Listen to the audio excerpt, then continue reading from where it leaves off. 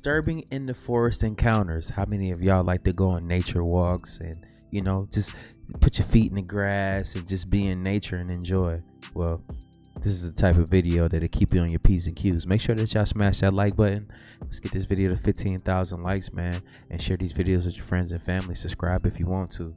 In January 2015, a group of New Zealand film students were recording outside their school at Auckland's Parnell railway station. The footage you're seeing now was recorded by a student named Chris Muir. For a few minutes, Chris and his friends were messing around and having fun as they filmed.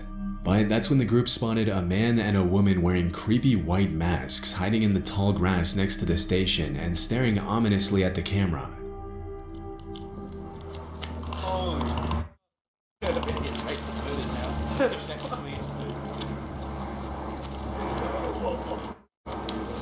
Right.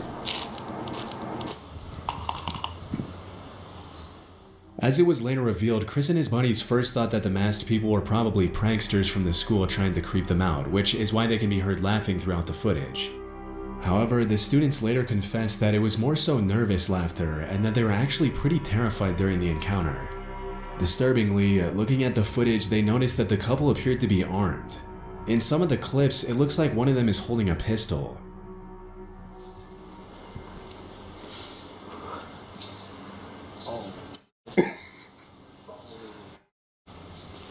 Where's the other one? Where's the other one?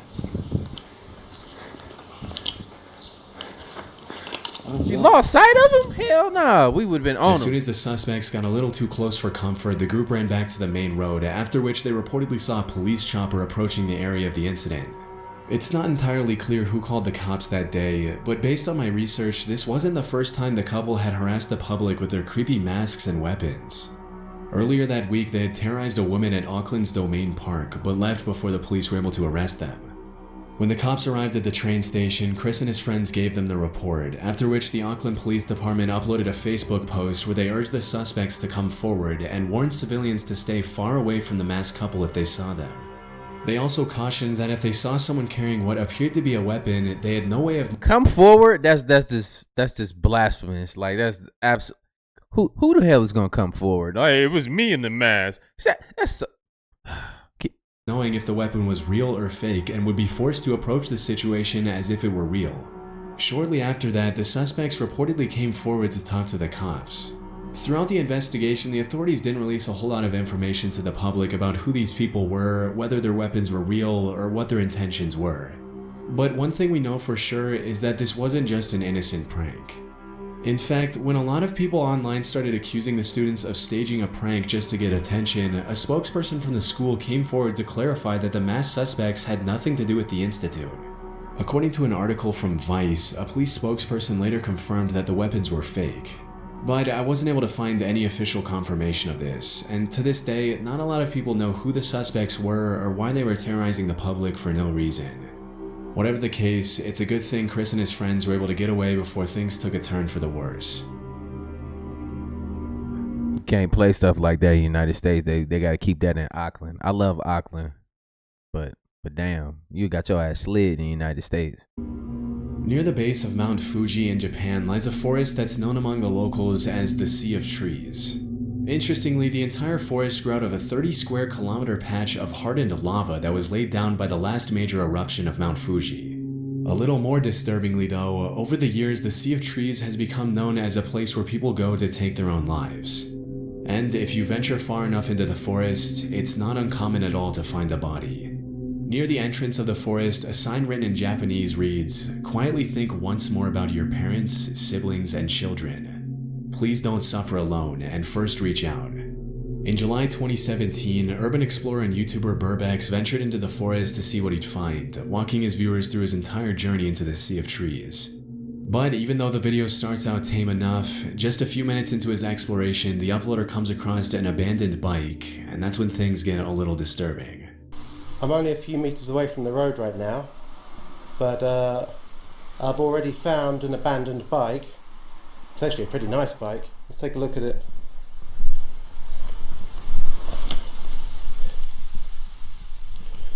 I don't think it's been here a long time. What have we got in here? And there's a packet for a knife. I think I've just found some kind of note in a bag. It says 1211. I can't quite make out. I think this is somebody's name just here, and I'm not sure what this means. On top of the bike, Burbex finds an empty piece of packaging for a kitchen knife, and a few minutes later, he comes across a note written on a plastic bag. The note translates to 1211 verified, Fuji Yoshida Police Station verified, meaning it's likely evidence of someone who abandoned their stuff to take their own life in the forest, confirmed by the local police station. It's incredibly haunting to think how many lives have been lost in that forest over the years, and even more disturbing to think that any random passerby could easily find the body while exploring the terrain. Over the years, the Japanese government has implemented several measures, such as placing security cameras near the entrance to track those who walk inside, as well as training volunteers to talk to the visitors who are thinking of taking their lives. Still, this hasn't stopped people from following through with it, and the fact that the media has really played a big part in sensationalizing the forest in recent years hasn't helped either. In early 2023, a man named David Meredith was taking his usual evening stroll through his neighborhood in Red Deer, Canada, when he suddenly saw a bull moose eating next to a tree. Hoping to catch a better glimpse, he hid behind the tree to watch. And that's when the moose turned around and started charging at him. To understand how incredibly dangerous this is, keep in mind that an adult male moose can run faster than 35 miles per hour, which is almost twice as fast as the max speed for the average human male. Even though moose aren't generally aggressive, they can easily trample and kill a human if they feel threatened, which is probably what happened here. Fearing for his life, David hoisted himself up the tree next to him to avoid getting stabbed by the moose's antlers. He just ran me up a tree.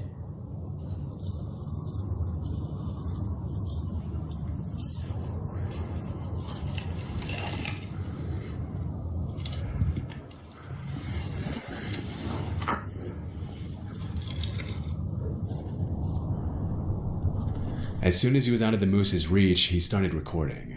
For about 30 seconds, the moose just stares at David, and you can hear the uploader's nervous breathing as he waits for the moose to leave.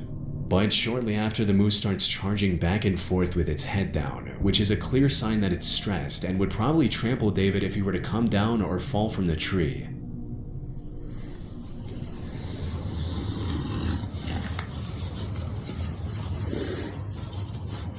Hell nah. Stay out them damn woods. You ain't gonna have me stuck in the Based tree on for what a he whole mentioned day. to the news station that interviewed him a couple of days later, David stayed in the tree for over 10 minutes waiting for the moose to leave him alone.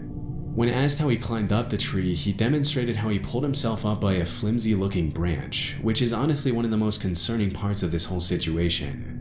That branch breaks, and David would have been at the mercy of a very angry moose and might not have lived to tell the tale. Luckily, after seeing that David wasn't coming down, the moose finally gave up and ran off, thanks to which the uploader was able to come down safely after waiting it out for around an extra half hour. In February 2018, a man named Greg Harris uploaded a GoPro video of himself riding his ATV on an unnamed trail. For the first few seconds, the footage shows pretty much exactly what you'd expect from this kind of upload. But in the blink of an eye, something extremely disturbing interrupts Greg's ATV ride.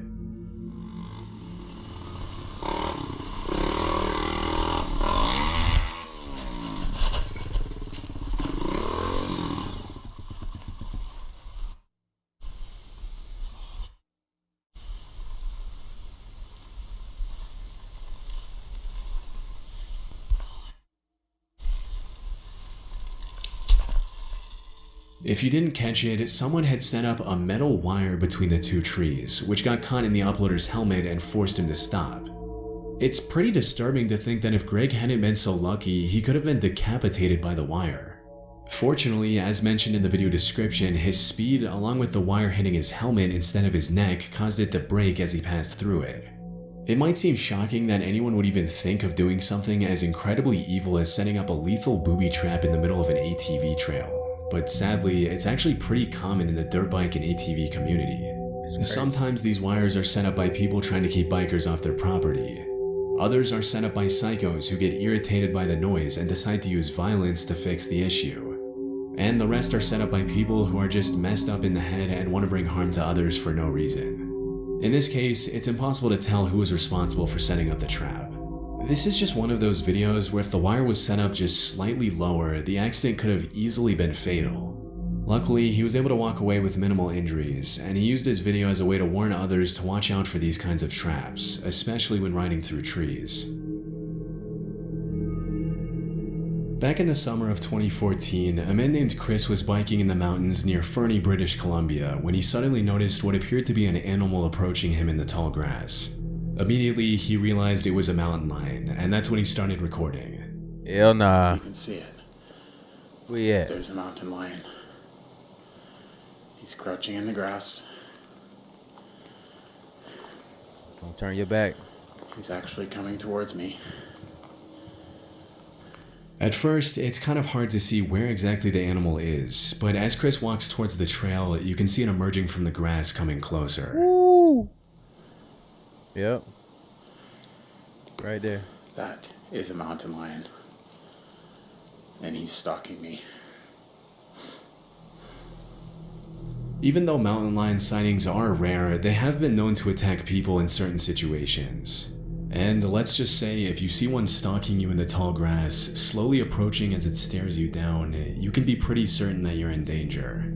About 2 minutes into the footage, the lion starts walking a little faster, and Chris does the one thing you never do with a mountain lion by turning his back and starting to run. Hell no, that's what you do. Yeah, crazy. You want to die if you do that.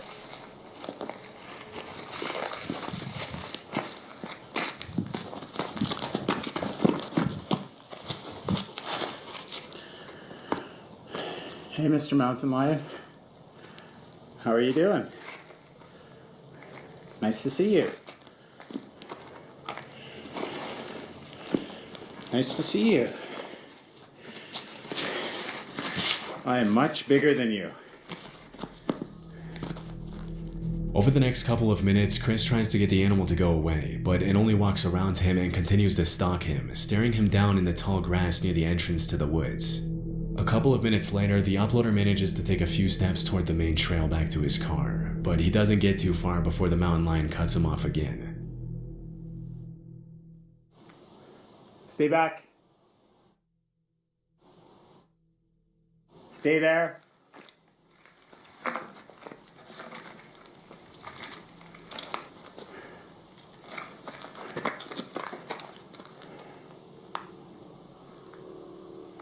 I'm not afraid of you.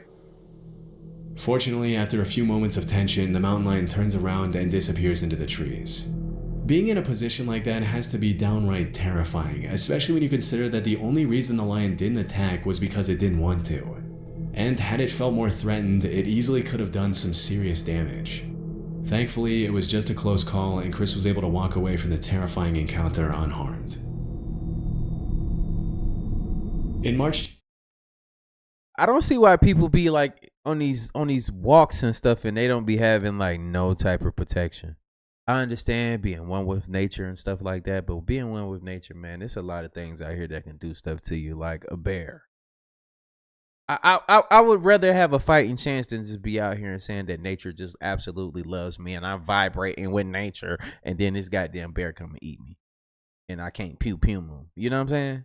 You got me messed up. That's crazy.